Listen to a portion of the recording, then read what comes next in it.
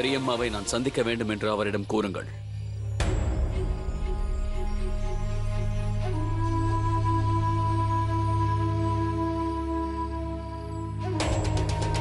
வாருங்கள் பெரியம்மா.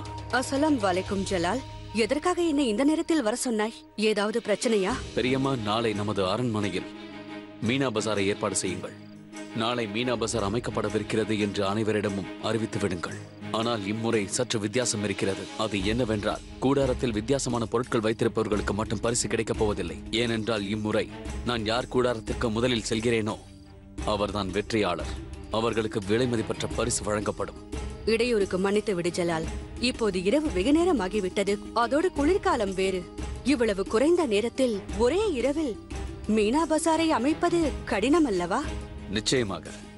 இவ்வளவு குறைந்த நேரத்தில் அவர்கள் எப்படி கூடாரம் அமைப்பார்கள், என்ன பொருட்கள் விற்பார்கள் என்று நானும் தெரிந்து கொள்ள விரும்புகிறேன். எனக்கு உன்னை பற்றி தெரிந்த வரையில் அந்த அனுபவத்தை வைத்து கூற முடியும். நீ மீனா பசாரை அமைப்பதற்கு காரணம் நிச்சயமாக இம்முறை ஏதோ ஒன்றை நீ தெரிந்து கொள்ள விரும்புகிறாய்.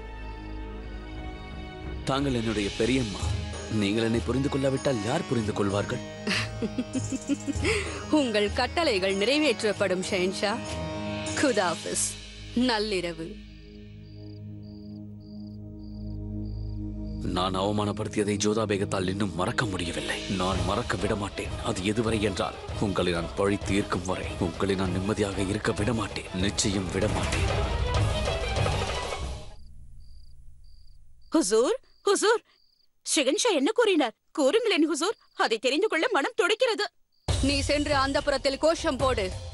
நாளை ஷெஹன்ஷாவின் கட்டளைப்படி மீனா பசார் அமைக்க வேண்டும். ஆனால் இம்முறை மீனா பசாரின் விதிகள் மாற்றப்பட்டு இருக்கிறது. அதன்படி இம்முறை ஷெஹன்ஷா மட்டுமல்ல, யார் வேண்டுமானாலும் சென்று எதை வேண்டுமானாலும் வாங்கிக் கொள்ளலாம். காட்சிக்கு வைக்கப்படும் பொருட்கள் அரிய பொருட்களாக இருக்க வேண்டும். அப்படி இருந்தால்தான் ஷெஹன்ஷாவிடமிருந்து விலை மதிப்பில்லாத பரிசு கிடைக்குமாம். என்ன, மீனா பசாரா நாளையே வா? ஆமாம் ரேஷம், ஆமாம், நாளைதான். ஹுசூர், ஆனால் எப்படி இவ்வளவு குறைந்த நேரத்தில் ஏற்பாடுகளை செய்ய முடியும்? எவ்வாறு நடக்கும் என்று மலைப்பாக பார்ப்பதை விட்டு விட்டு சென்று அனைவரிடமும் கூறு. எனக்கும் வேலை இருக்கிறது. இந்த விஷயத்தை நான் பேகங்களிடம் கூறினால் அவர்கள் என்னை என்ன செய்ய போகிறார்களோ எனக்கே தெரியவில்லை. அனைவரும் எழுந்திருங்கள், எழுந்திருங்கள். தயாராக வேண்டிய நேரம் வந்துவிட்டது. விழித்துக் கொள்ள வேண்டிய நேரம் வந்துவிட்டது. அனைவரும் எழுந்திருங்கள். வாருங்கள், சீக்கிரம் வாருங்கள், வாருங்கள். இன்னும் இரவு ஆரம்பிக்க கூட இல்லை, நீ அனைவரையும் எழுந்திருக்க சொல்கிறாயா? ரேஷம், இது மட்டும் ஏதாவது விளையாட்டாக இருந்தால் நாங்கள் அனைவரும் உன்னை அடித்தே கொன்று விடுவோம். அதிகமாக மது அருந்து விட்டாலோ? போதையிலிருந்தும் தூக்கத்திலிருந்தும் நீங்கள் தான் விழித்துக் கொள்ள வேண்டும். நாளையே மீனா பசார் அமைக்க வேண்டும் என்று ஷெஹன்ஷா கட்டளையிட்டிருக்கிறார். போய் அதற்காக சீக்கிரம் தயாராகுங்கள். நாளையா? ஆம், நாளைதான். இம்முறை விதிமுறைகள் மாற்றப்பட்டு இருக்கிறது. யார் அரிய பொருட்களை வைத்திருக்கிறார்களோ அவர்களுக்கு தான் ஷெஹன்ஷா இனாம் வழங்குவார். நாளை நாளை மீனா பசாரா? ஒரே இரவில் கூடாரங்களை எப்படி அமைப்பது? எனக்கு தெரியாது. என்னை வெளிப்படி கூறுகிறாய்? வா வா, சீக்கிரம் எழுதிக்கொள். தங்க முலாம் பூசப்பட்ட காலணிகள். வேண்டாம் வேண்டாம், எழுதாதே. பூங்கொத்து. வேண்டாம் வேண்டாம் வேண்டாம், இதையும் எழுதாதே. ஹோஷியார், நீ ஏன் யோசனை சொல்ல மாட்டேன் என்கிறாய்? நம்மிடம் போதிய நேரம் இல்லை. ஹுசூர், நாம் ஏன் துப்பாக்கிகள் மற்றும் ஆயுதங்கள் என்று வைக்கக்கூடாது? முட்டாளே, மீனா பசாரில் துப்பாக்கிகளின் கூடாரம் அமைக்க வேண்டுமா? உனக்கு என்ன பைத்தியம் பிடித்து விட்டதா ஹோஷியார்? உன்னிடம் ஆலோசனை கேட்டதே வீணானது. எப்பொழுதும் போல் நானே சிறந்து விளங்க வேண்டும். மீனா பசாரில் கூடாரம் அமைத்தேன் என்றால் அது தனித்துவமாகவும் மிகவும் சிறந்ததாகவும் இருக்க வேண்டும். இல்லை என்றால்... என்னை வர சொன்னீர்களா ருக்கையா பேகம்? ஆம், வாருங்கள், வந்து அமருங்கள். நன்றி. மகாமங்கா, இந்த ஜலாலுக்கு என்னவாயிற்று? திடீரென மீனா பசார் அமைக்க வேண்டிய அவசியம் என்ன வந்திருக்கிறது? அதுவும் இவ்வளவு குறைந்த நேரத்தில்? எனக்கும் ஆச்சரியமாகத்தான் இருக்கிறது. நேரம் குறைவாக இருக்கிறது, வேலையோ அதிகமாக இருக்கிறது. என்ன செய்ய? ஷெஹன்ஷாவின் கட்டளையை நிறைவேற்றித்தானே ஆக வேண்டும். அதெல்லாம் சரிதான். ஆனால் அவசர அவசரமாக எப்படி கூடாரம் அமைப்பது? மற்ற பேகங்களுக்கு என்ன, எது வேண்டுமானாலும் செய்து கொள்வார்கள். ஆனால் நான் யோசிக்க வேண்டும் அல்லவா? இதுவரையில் நான் தனித்துவமான கூடாரங்களை மட்டும் தானே அமைத்திருக்கிறேன். அதனால் கைக்கு வந்ததை எல்லாம் எடுத்து ஏதோ ஒரு கூடாரம் அமைக்க முடியாது மகாமங்கா. ஏனென்றால் இது ஒரு போட்டி. இதில் தோற்றுப்போக நான் விரும்ப மாட்டேன். எனக்கு தெரியும் ருக்கையா பேகம். இடையூறுக்கு மன்னிக்கவும். நான் ஒன்று கூறட்டுமா? நீங்கள் நாளை போட்டிக்கு தயாராகவில்லை என்றால் கவலை கொள்ளாதீர்கள். ஏனென்றால் ருக்கையா பேகம், இந்த போட்டி உங்களுக்கோ எனக்கோ இல்லை. இந்த போட்டி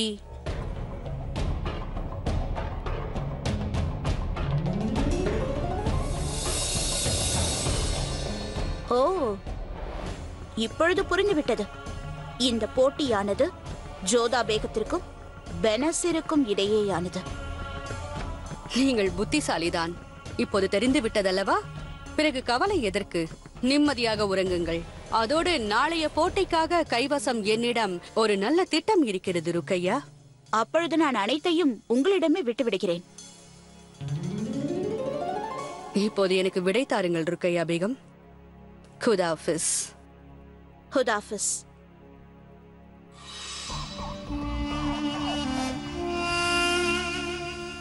தெரியுமா ஜோதா, அந்த புறத்தில் அனைவரும் போட்டிக்கு தயாராகி விட்டார்கள். இவ்வளவு குறைந்த நேரத்தில் எப்படி தயாராவார்கள் என்று நானும் நினைத்து பார்த்தேன். ஆனால் நாம் இன்னும் யோசிக்கவே இல்லை. தெரியவில்லை அந்த பெனசர் என்ன கூடாரம் அமைக்க போகிறாளோ. பேனசிரை நினைத்து நீ கவலைப்படுகிறாய் என்ன? நான் ஏன் கவலைப்பட போகிறேன்? நான் உன்னை போதும், நிறுத்து மோதி. மற்றவர்கள் செய்வதை பற்றி எனக்கு கவலை இல்லை. நான் முடிவெடுத்து விட்டேன். இம்முறை நான் கூடாரம் அமைக்கப் போவதில்லை. என்ன கூறுகிறாய் ஜோதா?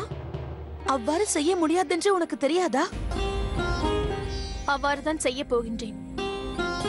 என்னை கூடாரம் அமைக்கும்படி யாரும் வற்புறுத்த முடியாது. சிறு பிள்ளை போல் நடந்து கொள்ளாதே. நீ ராஜ்யத்தின் பேகம். அதோடு மீனா பஜாரில் அனைத்து பேகங்களுக்கும் பங்கு உண்டு. இது உன் கடமை.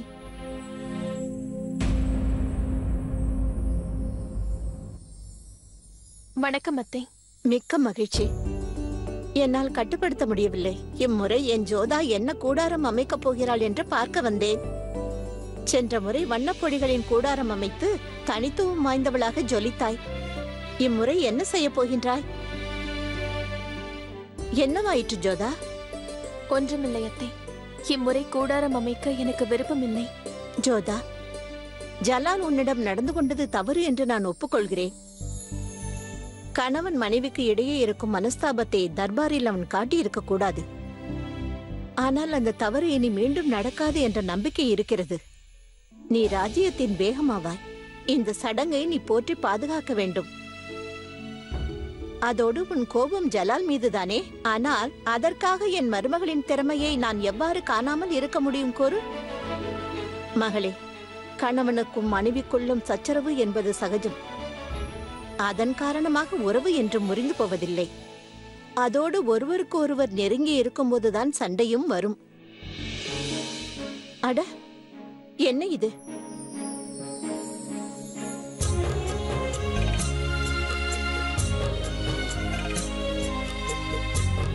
உனக்கும் ஜலாலுக்கும் இடையே என்ன நடந்தது என்பது எனக்கு தேவையில்லை. ஆனால் பிரச்சனையை பெரிதாக்குவது இதற்கு தீர்வு இல்லை. நீ மீனா பஜாரில் நிச்சயம் பங்கேற்பாய் என்ற நம்பிக்கை எனக்கு உள்ளது.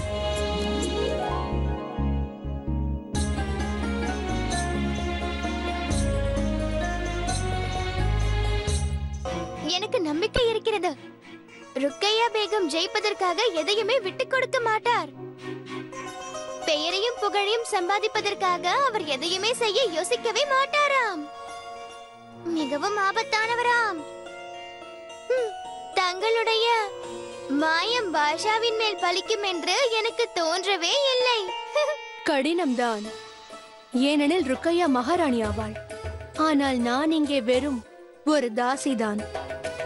இந்த போட்டியில் ஒரு தாசி ஒரு பேகத்தை வெல்ல வேண்டும் என்றால் சற்று மூளையை அதிகமாக உபயோகிக்க வேண்டும். ஆனால் அவ்வாறென்றால் என்ன செய்ய வேண்டும் என்று யோசித்தீர்களா? யோசிக்க என்ன இருக்கிறது? யாரிடம் என்ன இருக்கிறதோ அதைத்தான் பயன்படுத்திக் கொள்ள வேண்டும். அந்த விசேஷ பேகத்திடம் பணம் இருக்கலாம். அவர் அதை பயன்படுத்திக் கொள்வார். ஆனால் என்னிடத்திலோ அழகுடன் அறிவும் இருக்கிறது. அழகு என்ற அஸ்திரத்தை நான் பயன்படுத்தி விட்டேன். இனி அறிவை தான் பயன்படுத்த.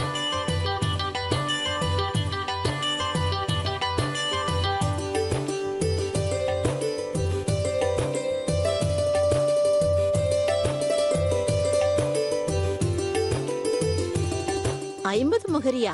இது சற்று அதிகமாக உங்களுக்கு தெரியவில்லை? இது போன்று தாங்கள் பார்த்திருக்கிறீர்களா? என்னை அவ்வளவு குறைவாக நினைக்காதீர்கள். எனக்கும் பஜாரின் விலைகள் பற்றி நன்றாக தெரியும். அவ்வாறென்றால் செல், அங்கேயே சென்று வாங்கிக்கொள். ஆடைகளை வேடிக்கை பார்க்காதே. என்ன நடந்து கொண்டிருக்கிறது ரேஷம்? இந்த பெண்கள் பஜாருக்கு வந்தவுடன் ஏன் இவ்வாறு நடந்து கொள்கிறார்கள்? இவர்களுக்குள் சைத்தான் புகுந்து கொள்கிறான். எனக்கும் அவ்வப்போது தோன்றும் ரேஷம், இந்த அரசியலை விட்டுவிட்டு ஏதாவது கடை வைத்து அமர்ந்து விடலாம் என்று. 4 காசாவது பார்க்கலாம். இது நன்றாக இருக்கும். முட்டாளே, அங்க என்ன அவ்வளவு கூட்டம்? வா சென்று பார்ப்போம். வாருங்கள் வாருங்கள், இதுதான் பெனசிரின் அழகின் ரகசியம். இதை வாங்கி நீங்களும் பயனடையுங்கள். ஜாபிதாவின் முன்பு இவ்வளவு கூட்டமா? ரேஷம், இவர்களை விரட்டு. விலகுங்கள், விலகுங்கள், அட தள்ளி போங்கள். வாருங்கள் ஹுசூர், வாருங்கள். அத்தை அவர்களே, எனக்கு சிறிதும் நேரமில்லை. நான் உங்களுடன் பேச முடியாது. வாருங்கள் வாருங்கள். ஜாபிதா, உன்னை அல்லாஹ்.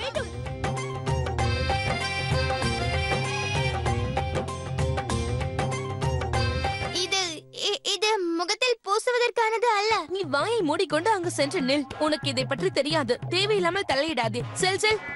நான் அழகாவதற்கு உங்களிடம் ஏதாவது இருக்கிறதா? இருக்கிறது. இதை காலையும் மாலையும் முகத்தில் பூசிக்கொள்ள வேண்டும். பிறகு பாருங்கள், சிறிது நாட்களில் உங்கள் முகம் பூவை போன்று ஆகிவிடும். உங்களுக்கு தெரியுமா, பெனசிரின் முகமும் உங்கள் முகம் போன்றுதான் இருந்தது. அவள் இதை பூசிக்கொண்ட பிறகுதான் அனைவரும் மயங்கும் கனவு கன்னியாகிவிட்டாள். அப்படி என்றால் அதில் எனக்கு நான்கு பங்கு வேண்டும்.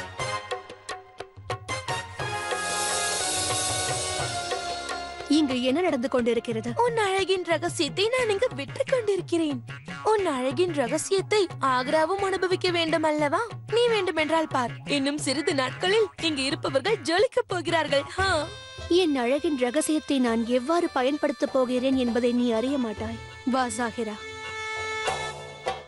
எச்சரிக்கை! ஷஹன்ஷா ஜலாலுதீன் முகமது அவர்களின் கட்டளைப்படி மீனா பஜாரின் வர்த்தகத்தை நிறுத்தி வையுங்கள்.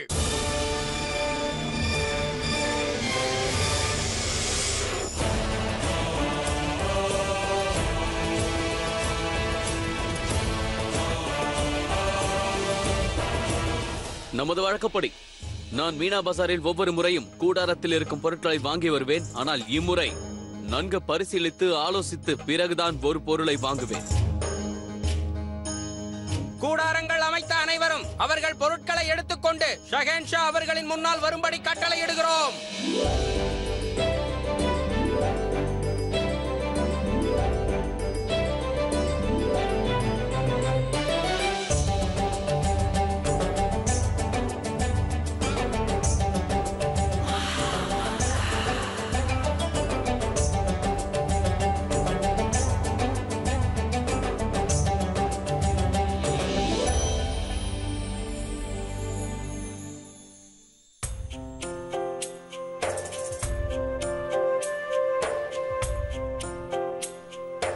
மிகவும் அழகான சால்வை ருக்கையா.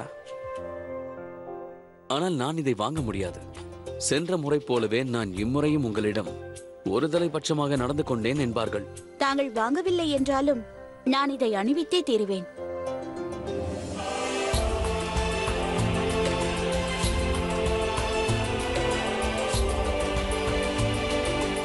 நன்றி.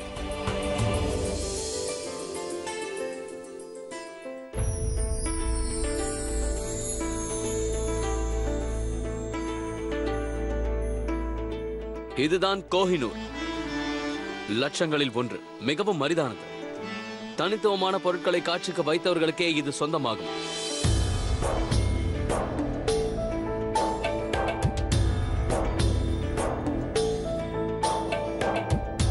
மீனா பசாரில் எதற்காக தாங்கள் பூக்கள் கடையை அமைத்தீர்கள்? ஏன்? ஒருமுறை இந்த பூக்களை தாங்கள் நுகர்ந்து பாருங்கள் ஷஹன்ஷா.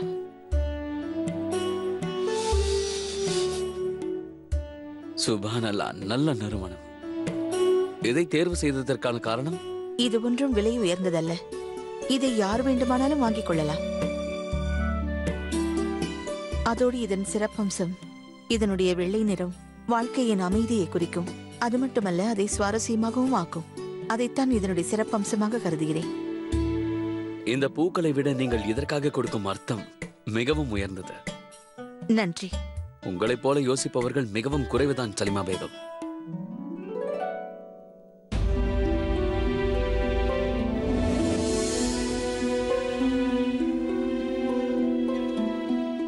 எனக்கு தருவதற்கு உங்களிடம் ஒன்றுமில்லையா? தருவதற்கு என்னிடம் எதுவும் இல்லை ஷஹன்ஷா. ஆனால் உங்களுக்கு ஒரு பரிசை அளிக்க விரும்புகிறேன். இது மீனா பஜார் நான் வாங்குவதற்காக வந்தேன், பரிசு பெறுவதற்காக அல்ல.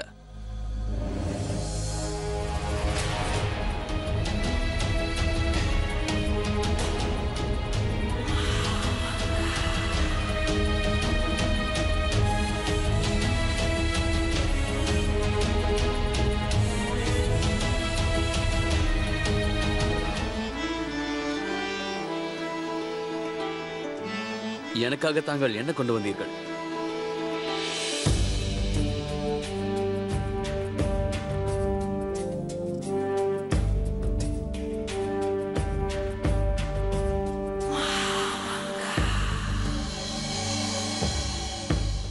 என்னை பொறுத்தவரை அனைத்திலும் உயர்ந்தது, தனித்துவம் வாய்ந்தது, சிறந்தது ஒன்று இருக்கிறது என்றால் அது தாங்கள்தான்.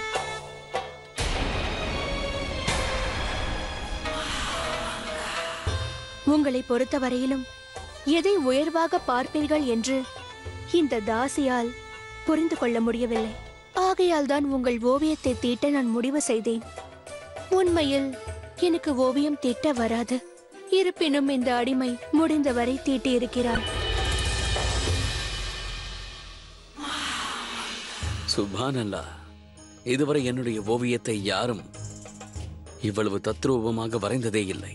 எனது பார்வையில் இருக்கும் ஆழத்தை யாரும் கவனித்ததில்லை. இதை பார்த்தால் என்னுடைய உண்மையான ரூபம் போல் தெரிகிறது. என்னை நானே சந்தித்தது போல் இருக்கிறது. இன்றைய மீனா பசாரில் பெனசிர் தீட்டிய ஓவியம் அனைத்தையும் விட மிகவும் நன்றாக இருக்கிறது.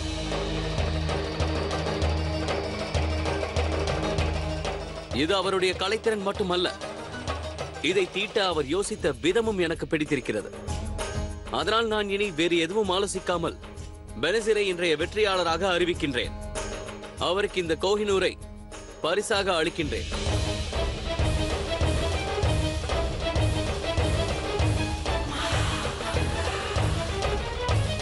அத்துடன் சேர்த்து கோஹினூர் என்ற பட்டத்தையும் இவருக்கு நான் அளிக்கின்றேன்.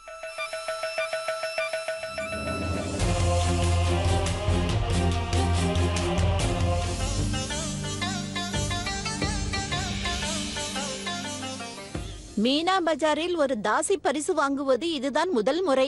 பரிசு அந்த ஓவியத்துக்கல்ல, பெனசிரின் அழகுக்கு கிடைத்தது. அழகோடு சேர்த்து அவருக்கு அறிவும் கூர்மையாக இருக்கிறது. என்ன விஷயம் பேகம் ருக்கையா? எதற்காக சங்கடப்படுகிறீர்கள்? சங்கடப்பட வேண்டியவர்கள் பட்டுக் கொண்டிருக்கிறார்கள்.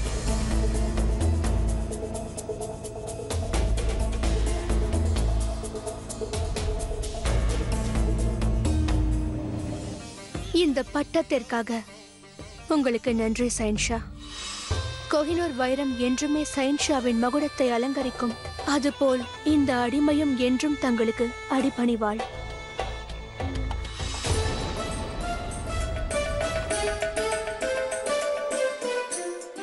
நில் ஜலால். ராஜமாதா, இந்துஸ்தானின் மகாராணியின் கட்டளை இது. கூறுங்கள். உங்களுக்காக ஜோதா பேகம் எதை எடுத்து வந்தார் என்று நான் பார்க்க விரும்புகிறேன்.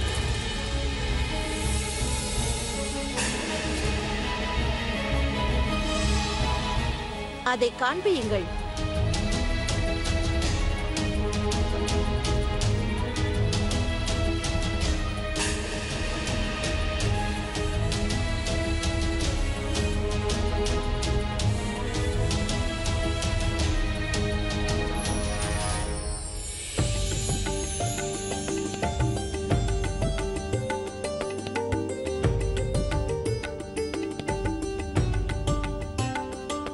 இது என்ன தொட்டில்?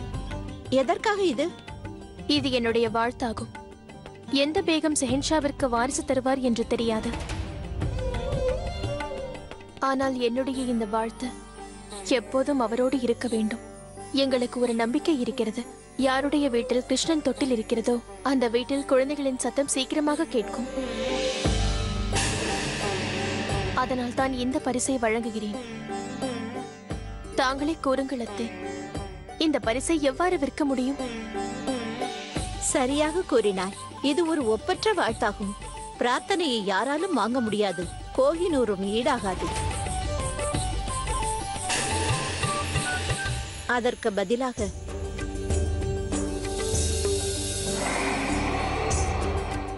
நம்மை வாழ்த்துபவர்களுக்கு இந்த பாரம்பரிய நகையை அணிவித்து பாராட்டுவதில் எந்த தவறும் இல்லை. பல தலைமுறைகளாக இது எங்களிடம் உள்ளது. இறைவனடி சேர்ந்த பாட்ஷா அவர்கள் எனக்கு இதை அளித்தார்.